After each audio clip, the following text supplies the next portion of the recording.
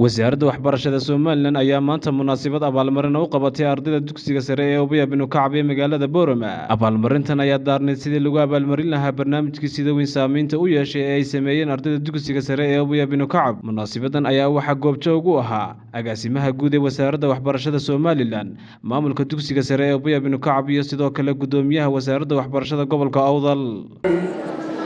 inay naga soo qayb galaan wasaaradda waxbarashada hogaankooda ugu sareeyay xafladan oo aynu ku maamusayno dariiq cusub oo runtii aan isleenahay waxay u jeexday Obiya binu Kacab guud ahaan qaranka Soomaaliland waxbarashadiisa iyo guud ahaan afka Soomaaliya ku hadashada waan ku faraxsanahay in 40,000 iyo saa'id ay Soomaaliland guud ahaan u fadhiisteen halka wadamo waaweyn oo jeerkeena sheegtay magaalada madaxda ay u fadhiistaan haddana ay sheeganayaan inay waxbarasho waaweyn dalkii ka qabteen inagana goobaha ka dhici Soomaaliland imtixaanaadkaasi ma jirin runtii imtixaankan waa imtixaan la inagu kanto runtii waxbarasho waan naqaanaa waan aragnay maxaa ay Soomaaliya koonfurta iyo imtixaanaadkooda kana waan aragnay waxyaabo la inagu kantay ka mid ah runtii nabadgelyadeena baad wax ku baranaysaan maanta hadday dhulka qaarkood joogi lahayn waxaynu intuu joogi lahaa intaasoo tiknika dibadda inoo joogi lahayn maanta halaas kan dibadda inoo maylaalnayo nabadgelyadaas aan runtii ku faanaynaa oo waxaynu aad u soo dhaweynayno ku yar iyo ku weynba aynu ka qayb qaadanayno nabadgelyada shayga ugu dambeeya wuxuu yahay marka wax badan baan insha Allah taala isku daynay shaambooyaha halka ka socdo waan soo saarnay sanadka in loo keenay maxaad ay agaasimayo tiimkiisa shaambooyada waan soo saarnayna in nala soo arkaan runtii way fiicneedo maxaad inta maanta hadii la siyo shaambooyo waaweyn bay soo saareen oo nidhi maxaad bal laaboodu la hayo yaanu farsamo inaga noqon wax ku soo saaray marka shaambooyo badan oo la soo saaray sharaf bay noo tahay mudane agaasimo guud adiga iyo tiimkaad hogaaminayso inaad maanta halkan inoogu timaadaan munaasabadan qiimaha badan lagu karaamaynayo lagu sharfayo dhaqankii wanaagsanaa ay sameeyeen ardayda dugsiga Obiya binu Kacab ee magaalada Boorama aad noo timaadaan oo nagala soo qayb gashaan aad iyo aad baan anigoo ku hadlay markuu ugu horsaafkii gudoomiyaha gobolka idinka mahadnaqaynaa waxaan leeyahay ardaydayda gobolka Awdal oo matalayaan inta maanta halkan hor fadhida dugsiga Obiya binu Kacab sharaftii iyo qiimihii aad soo hoyseen waa tayla maanta halka maraysa gobolka Awdal horu idin maamusay oo idin sharfay maantana waxa qadan sharaftan iyo shahaadooyin iyo waliba kutubta Quraanka Kariimka wax ka qiimo badan oo garanay been la isasiyo idin guddoonsiin doona wasaaradda waxbarashada Jamhuuriyadda Soomaaliland oo horkacayo agaasimiye guud ee wasaaradda waxbarashada Cabdiraxmaan Xuseen Xaaji Xirsi sidoo kale waxay isaguna halkan sharaf qiimo badan maamulka dugsiga u soo diray la wadaagi doona wasiirka wasaaradda waxbarashada Professor Ismaaciil Ducaale Yuusuf oo abaalmarinta iyo salaan halkan isaguna idinka soo gudbinaya salaanta aan doonayaa inaad guddoontaan insha Allah dhaqanka wanaagsan ee sameynay waa mid Awdal ay halgoor u ahayd waa mid Awdal lagu yaqaanay waa mid Awdal ayaa weligeed ku hogaamin jirtay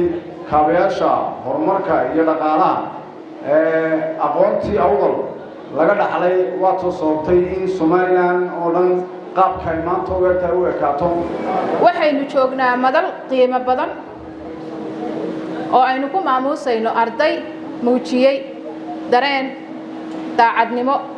dadaal ay ku dheehan tahay ayaynu joognaa ay u qabaan dareen ay u qabaan bulshada ay ku dhex nool yihiin maanta waxaanu u nimi inaanu idinku bogaadino ficil muujinaya akhlaaq iyo naxariis ay si iskood ah ugu deeqeen darayskoodii dadka danyarta ah ficilkani wuxuu ina barayaa in aanay waxbarashadu kaliya ahayn imtixaan iyo bugaag ay tahay horumarka iyo kor u qaadista nolosheena marka runtii waa cajiib oo dawladda sameynaya wax meelna waa lagu sameeyay oo waxbarashadii oo dhan idinku timiday idinku taageerayso muhiimka nolosha iyaduna ku dhan waxa weeye inaad qof bini aadmi wax u qabatay haddaad alaabtiinii oo qashinka lagu ridayay aad intaad ururseen bini aadmi kale ku taageerteen oo waxay ku noqdaan waa alxamdulillah oo ilaahay baa laga helaa lama dadkii kalena way garan waayeen oo dawadinka u bilaabay berina waxaa la kasaa iskuul walba isagoo sidii sameynaya aad samayseen maanta madashan quruxda badan ee aynu joogno waxaan u soo safarnay oon halkan u nimid inaan maamuusno oo nidhaahno waad mahadsantihiin ficilkii wanaagsanaa ay sameeyeen ardayda dugsiga sare ee Ubay ibnu Kacab oo halka ardayda dhigoodu ay dariiskooda ku faygaarayeen iyagu ugu deeqay walaalahooda ka dambeeya ficilkaas oo ah ficil aad iyo aad u soo jiitay wasaaradda waxbarashada barbaarinta iyo sayniska oo ah in ficil muujinaya isku darqashada isku naxariisashada iyo bulshadu inay iska warhayso ficilka fiican ee aad samayseen awgeed akhlaaqdiina toosan ee muuqata awgeed ilaahay waxaan idiga baryayaa inuu natiijo fiican idiga siiyo imtixaanka shahaadiga eed rajaynaysaan muddada dhow marka lagu dhawaaqo dee ficilka noocani kama dhicin waayo jacaylkaan oo idii qabna maahina waxaad samaysay waxaad idigu nimid hadday kuwa kale samayn lahaayeenna sidaa ayaan yeeli lahayn oo macnaheedu ma aha inaan annagu ree awdal ka soo jeedno ee waa wixii aad samaysateen taasaa keentay waxaan ku soo afmeerayaa dhammaantiin inaan gacmaha isku qabsanno wadajirka iyo waxqabadka oo u ah bartilmaameed xukuumadda jamhuuriyadda Somaliland midnimaan isku ognahay isku fikir baan isku ognahay ismaqal baan isku ognahay wada shaqayn iyo gacmo la isqabsan isku ognahay ilaahayna waxaan ka baryanaa madar khayr qaba inuu naga siiyo samada gabagabadii waxaa xaggaas jawaa'is lagu guddoonsiiyey ardayda dugsiga sare ee Ubay ibnu Kacab iyo maamulkooda